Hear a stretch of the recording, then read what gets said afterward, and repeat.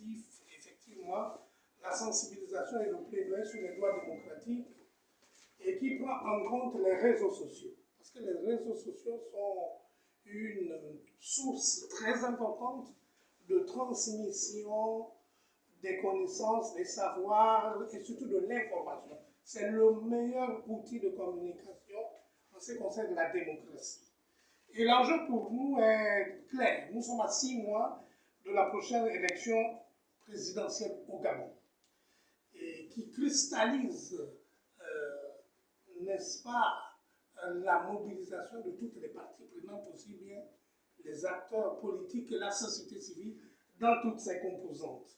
Cette campagne a donc pour ambition d'utiliser les réseaux sociaux pour vulgariser les droits démocratiques, notamment les droits civils et politiques, la participation citoyenne au vote étant l'affirmation du droit des uns et des autres, des citoyens, à choisir librement leurs représentants, leurs dirigeants, et également la campagne a pour objectif de lutter contre l'empathie vis-à-vis des élections. Les processus électoraux au Gabon, nous le savons, sont souvent caractérisés par une faible participation. Donc la participation politique vise essentiellement à amener les différentes parties prenantes, les différentes cibles de notre campagne. Ces cibles sont la population générale, les jeunes, les femmes, les organisations citoyennes, les organisations communautaires, de façon générale, les citoyens en âge de voter.